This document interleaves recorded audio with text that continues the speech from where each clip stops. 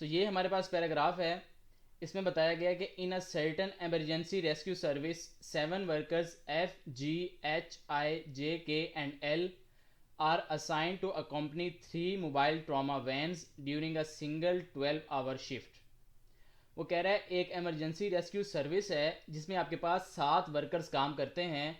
उनके नाम हमें बताए गए हैं FGHIJK और L। ये 7 वर्कर्स हैं। इन्होंने 3 वैन्स में अपनी ड्यूटी कंप्लीट करनी है। अब सबसे पहले जो आपको नाम बताए गए हैं आपने उनको इस तरह नोट कर लेना है।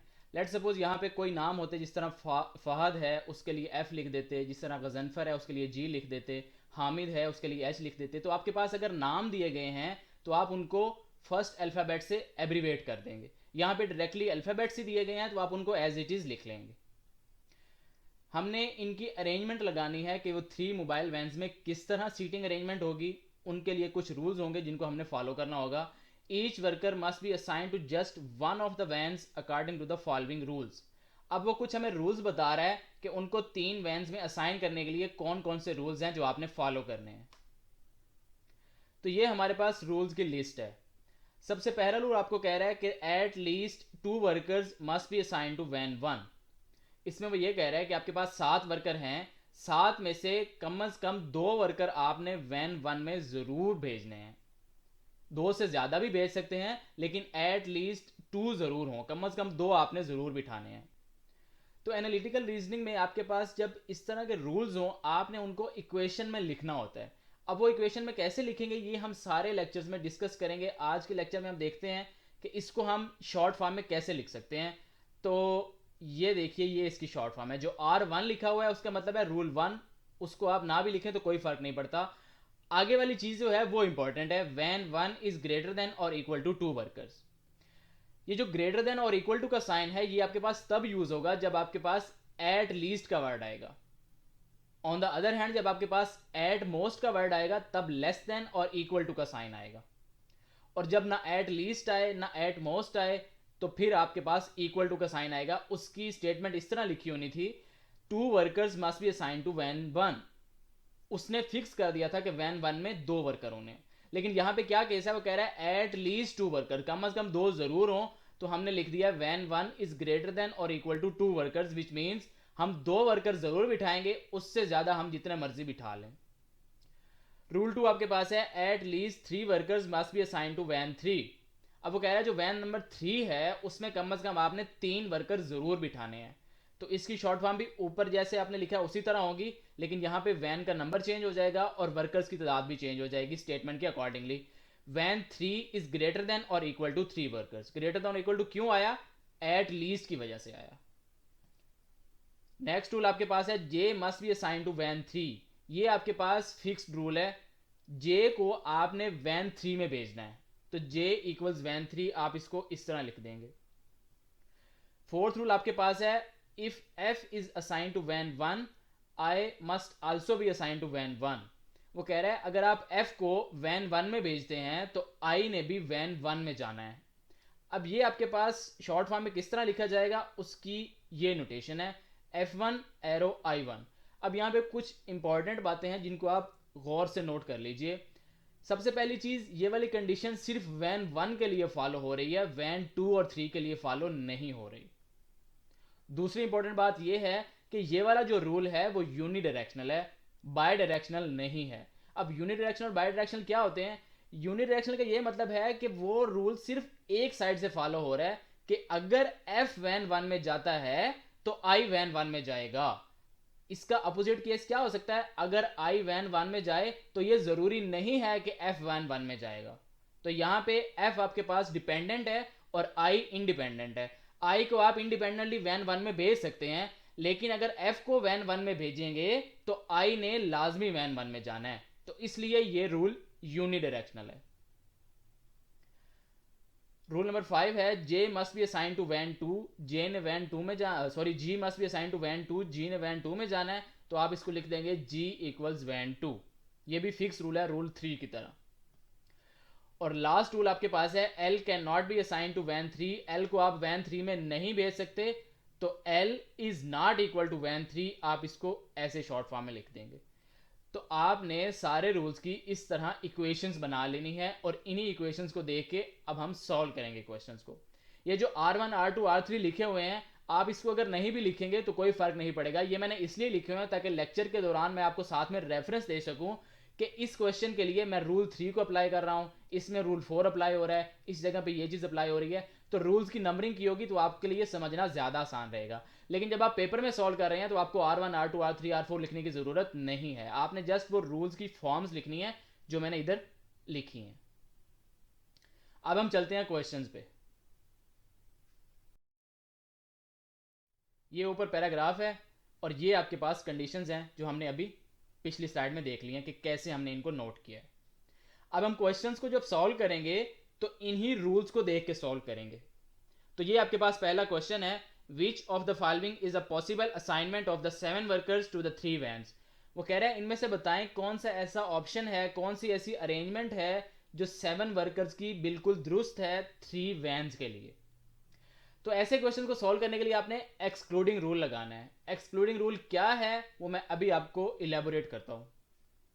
आपने सबसे पहले रूल 1 को देखना है और सारे ऑप्शंस पे अप्लाई करते जाना है। स्टूडेंट्स मिस्टेक ये करते हैं कि एक ऑप्शन पे सारे रूल्स लगाते हैं, वो लेंथी प्रोसेस है, सॉल्व उससे भी हो जाता है, लेकिन हमने टाइम भी मैनेज करना है कि हम शॉर्ट टाइम में कैसे उसको सॉल्व करें। तो आपने रूल 1 देखा, रूल 1 में क्या लिखा हुआ है, वैन 1 इज ग्रेटर देन और इक्वल टू 2। इसका फिजिकल मतलब क्या है कि आपने वैन 1 में कम से कम 2 वर्कर जरूर बिठाने हैं।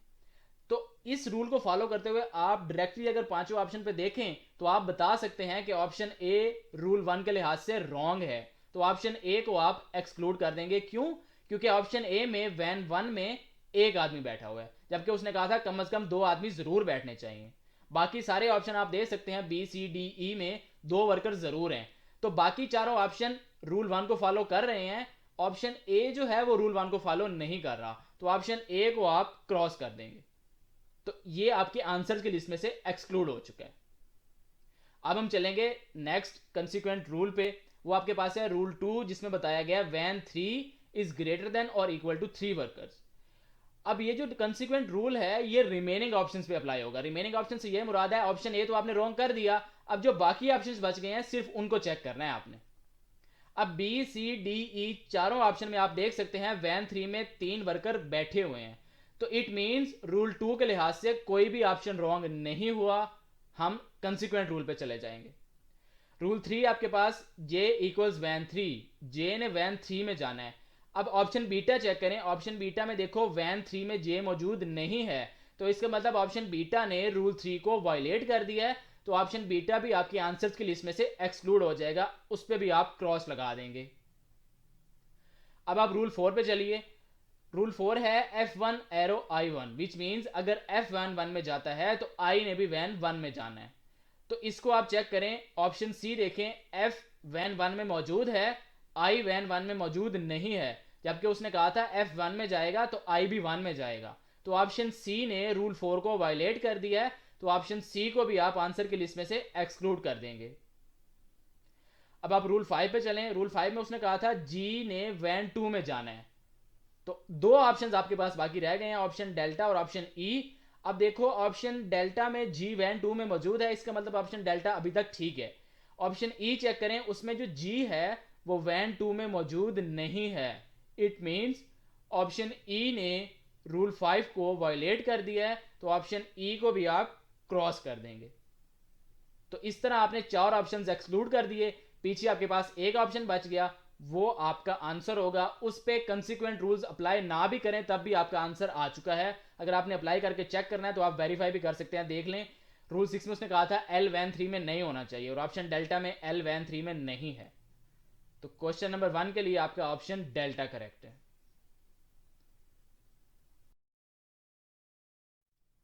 अब हम चलते हैं क्वेश्चन नंबर 2 पे। ये पैराग्राफ आ गया, ये रूल्स आ गए। इन रूल्स को सामने रख के आपने सॉल्व करने की कोशिश करनी है। क्वेश्चन की स्टेटमेंट आपके पास है, if I is assign to van 2 which of the following must be true. वो कह रहा है अगर मैं आई को वैन 2 में भेजता हूं तो हमें बताएं इनमें से कौन सा ऐसा ऑप्शन है जो मस्ट बी ट्रू है। अब ऐसे क्वेश्चन को सॉल्व करने के लिए आपने सबसे पहले ये 3 कॉलम्स बना लेने हैं, वैन 1 वैन 2 और वैन 3। 3 कॉलम्स बन गए। इसके बाद आपने क्या करना है, क्वेश्चन की स्टेटमेंट फॉलो करें। क्वेश्चन की स्टेटमेंट में वो कह रहा है I is assign to van 2। अब देखें वैन 2 वाले कॉलम में मैंने आई को प्लेस कर दिया। इसके बाद देखें जो फिक्स रूल है ना उनको सबसे पहले अप्लाई किया जाता है। उसकी रीजन ये है वो आपके सोल्यूशन को जल्दी कन्वर्ज करते हैं। मतलब सोल्यूशन पे पहुंचने का जो शॉर्टेस्ट वे है वो ये है कि आप फिक्स रूल को सबसे पहले अप्लाई करें। अब यहाँ पे फिक्स रूल कौन कौन से हैं, एक रूल 3 फिक्स्ड है और एक रूल 5 फिक्स्ड है। फिक्स रूल से यह मुराद है कि उनकी पोजीशन हमेशा फिक्स ही रहेगी सारे क्वेश्चंस के लिए, वो चेंज नहीं हो सकती। तो आप रूल 3 को फॉलो करें। रूल 3 में बोला गया है जे वैन 3 में जाएगा, तो हमने वैन 3 वाले कॉलम में जे को प्लेस कर दिया। अब आप रूल 5 फॉलो करें, वो भी फिक्स्ड है। उसने कहा था जी ने वैन 2 में जाना है, तो हमने वैन 2 में देखें जी को प्लेस कर दिया। अब यहां पे एक इंपॉर्टेंट बात है, आपको रूल 6 फॉलो करना है। रूल 6 में क्या बोला गया है कि एल वैन 3 में नहीं जा सकता, तो वैन 3 वाले कॉलम में आप एल नहीं लिख सकते। यहां तक बात क्लियर हो गई। अब यहां पे एक इंपॉर्टेंट चीज है, वैन 1 में कम से कम हमने 2 वर्कर जरूर बिठाने हैं और वैन 3 में हमने कम से कम 3 वर्कर जरूर बिठाने हैं। तो वैन 1 के बंदे और वैन 3 के बंदे मिलाकर टोटल 5 हो गए। पीछे आपके पास 2 आदमी बचेंगे, टोटल 7 है ना। 2 वैन 1 में चले गए, 3 वैन 3 में चले गए और 2 वर्कर पीछे बचेंगे जो वैन 2 के लिए होंगे। तो यहां से हम ये रिजल्ट लिख सकते हैं कि वैन 2 में आप मैक्सिमम 2 आदमी बिठा सकते हैं। तो इस क्वेश्चन में देखें हमने वैन 2 में 2 आदमी बिठा दिए हैं, आई एंड जी। तो इट मींस वैन 2 यहां पे फुल हो चुकी है इस क्वेश्चन के लिए। वैन 2 में आप 2 से ज्यादा बंदे नहीं बिठा सकते। क्यों नहीं बिठा सकते, क्योंकि अगर आपने वैन 2 में 2 से ज्यादा बंदे बिठा दिए तो आप रूल 1 या रूल 2 में से कोई एक रूल वायलेट कर देंगे। एग्जाम्पल मैं दे देता हूं, लेट्स सपोज आप वैन 2 में 3 आदमी बिठा देते हैं, पीछे आपके पास 4 आदमी बचेंगे। 2 कम से कम वैन 1 में जाने हैं और 3 कम से कम वैन 3 में जाने हैं, तो हमें 5 बंदे तो मिनिमम चाहिए ही चाहिए, जबकि आपके पास पीछे 4 रह गए हैं। तो यहां से आपको ये रिजल्ट पता चला कि वैन 2 में मैक्सिमम 2 बिठाने हैं, उससे ज्यादा नहीं बिठाने। तो अभी हम रूल 6 फॉलो कर रहे थे, उसमें मैंने बताया था कि एल वैन 3 में जा नहीं सकता, वैन 2 फुल हो चुकी है, तो एल आपके पास वैन 1 में आ जाएगा। ये देखें, अब L is assign to van 1, option E पढ़ लें, वही करेक्ट है, वो आपका आंसर आ गया। अब आपका क्वेश्चन ये होगा कि बाकी ऑप्शंस भी ठीक हो सकते हैं। क्वेश्चन की स्टेटमेंट में ये पूछा गया है which of the following must be true. Question की स्टेटमेंट में ये नहीं पूछा गया विच of the following can be true. अब ऑप्शन अल्फा भी ठीक हो सकता है, बीटा भी ठीक हो सकता है। आपके पास वो वाला ऑप्शन मस्ट बी ट्रू होगा जिसके पोजीशन के बारे में आपको 100% श्योरिटी हो चुकी है।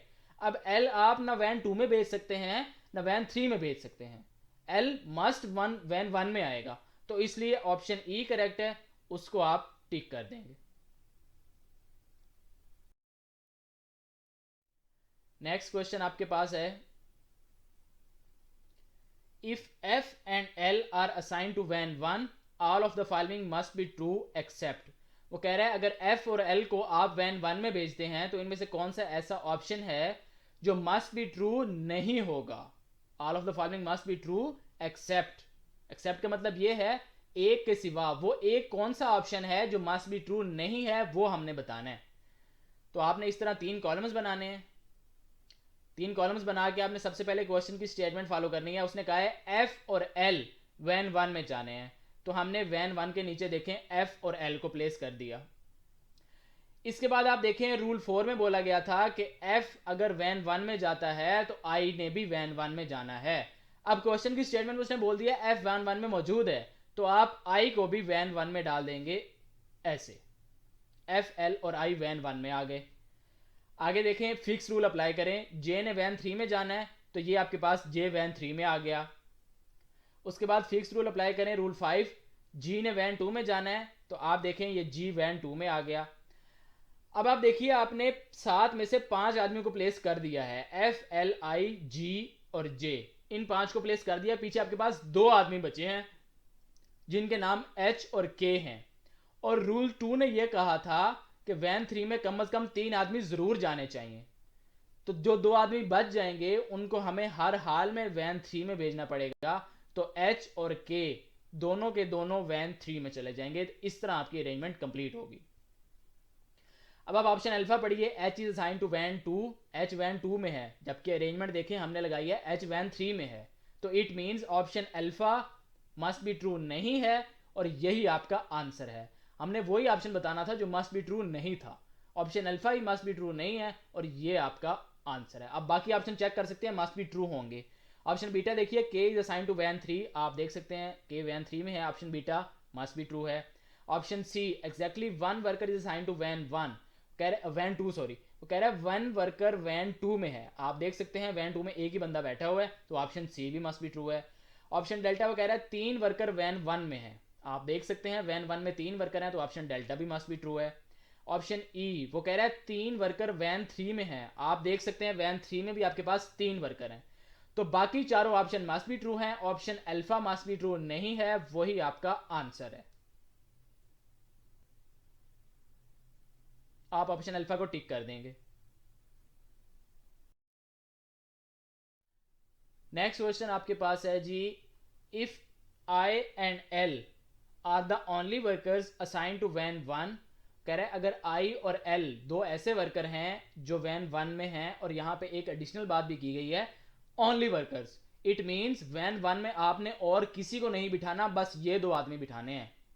Which of the following is the largest group of workers that could possibly be assign to van 3, वो कह रहा है अगर आई और एल, सिर्फ आई और एल को आप वैन 1 में बिठाओ, तो हमें बताओ वैन 3 में आप कौन सा ऐसा लार्जेस्ट ग्रुप है इन 5 ऑप्शंस में से जो आप वैन 3 में भेज सकते हैं। तो आप सबसे पहले ये 3 कॉलम्स बनाएंगे, 1 2 3 वैन। उसके बाद देखें वो कह रहा है आई और एल वैन 1 में है, तो ये देखें हमने वैन 1 वाले कॉलम में आई और एल को प्लेस कर दिया। इसके बाद फिक्स रूल फॉलो करें, उसने कहा था जे ने वैन 3 में जाना है, जे वैन 3 में चला गया। रूल 5 फॉलो करें, उसने कहा था जी ने वैन 2 में जाना है, तो जी आपके पास वैन 2 में आ गया। अब उसने हमें क्वेश्चन की स्टेटमेंट में ये बोला है कि वैन 3 में आप मैक्सिमम कितने बंदों का ग्रुप भेज सकते हैं, वो कौन कौन से होंगे। अब 4 आदमी आपने प्लेस कर दिए हैं, पीछे आपके पास 3 आदमी बचे हैं जो कि एफ के और एच हैं, तो आप उन तीनों के तीनों को वैन 3 में भेज देंगे। ऐसा क्यों करेंगे? ऐसा इसलिए करेंगे क्योंकि क्वेश्चन की स्टेटमेंट में हमसे यह पूछा गया है कि वो कौन सा लार्जेस्ट ग्रुप है जो वैन 3 में असाइन किया जा सकता है, तो आप बाकी तीनों वर्कर्स को वैन 3 में डाल देंगे इस तरह। अब आप देखें वैन 3 में आपके पास 4 वर्कर हो चुके हैं, जे एफ एच और के। कौन सा ऐसा ऑप्शन है जो इसके साथ रिजेंबल कर रहा है? Option delta, F H J के, यही वैन 3 के आदमी हैं, तो आप ऑप्शन डेल्टा को टिक कर देंगे।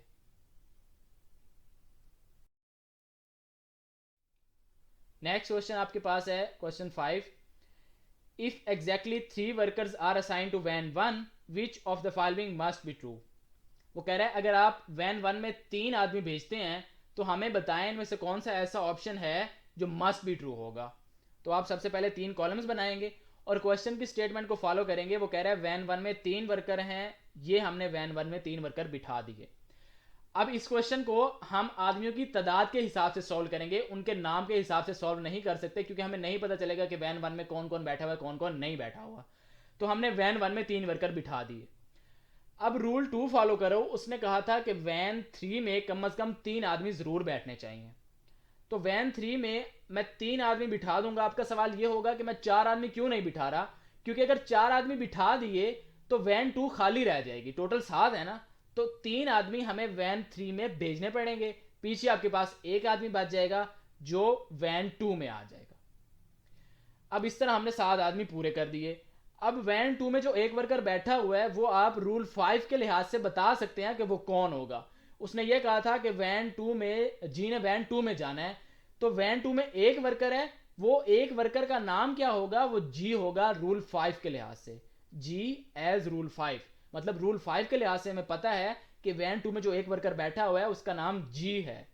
तो इस चीज को फॉलो करते हुए आप ऑप्शन ई को टिक कर देंगे, G alone is assign to van 2।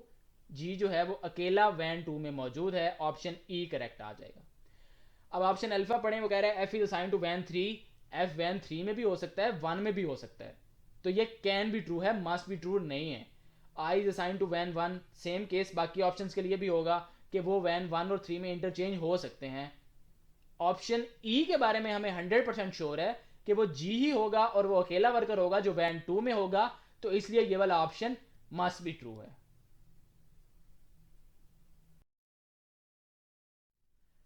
इस पैराग्राफ का लास्ट क्वेश्चन है आपके पास,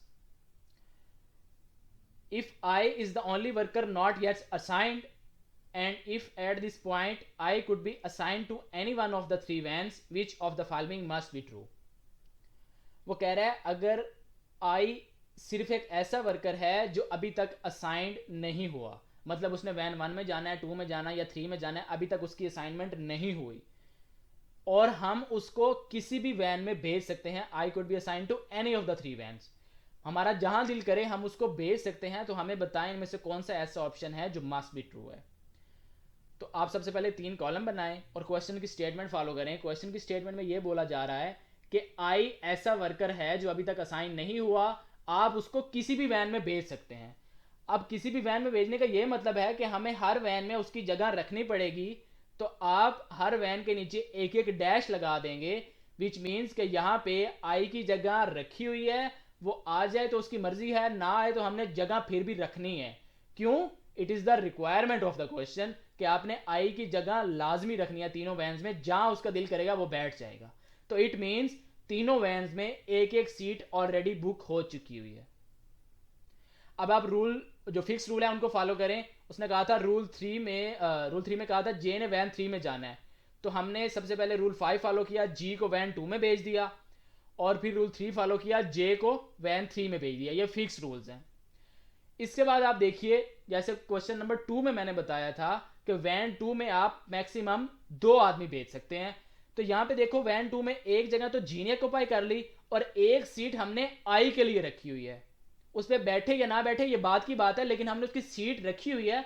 इट मीन्स वैन 2 में जो मैक्सिमम 2 आदमी की जगह है वो फिल हो चुकी हुई है। अब आप रूल 6 फॉलो करें। रूल 6 में बोला गया था कि एल आप वैन 3 में नहीं भेज सकते, वैन 2 में आपके पास जगह नहीं है क्योंकि वो फुल हो चुकी है, तो एल आपके पास वैन 1 में आ जाएगा ऐसे। तो अब आप ऑप्शन ई पढ़ लें, L is assign to van 1, option E correct है, एल वैन 1 में जाएगा।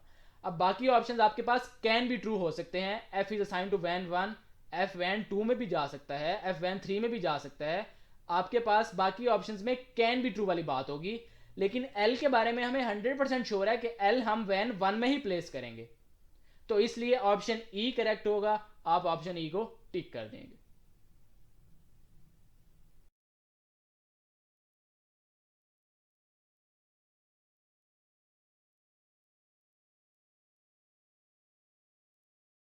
इस तरह आपने ये पैराग्राफ कंप्लीट किया। इंशाल्लाह नेक्स्ट लेक्चर में हम एनालिटिकल का एक और पैराग्राफ डिस्कस करेंगे पास पेपर से।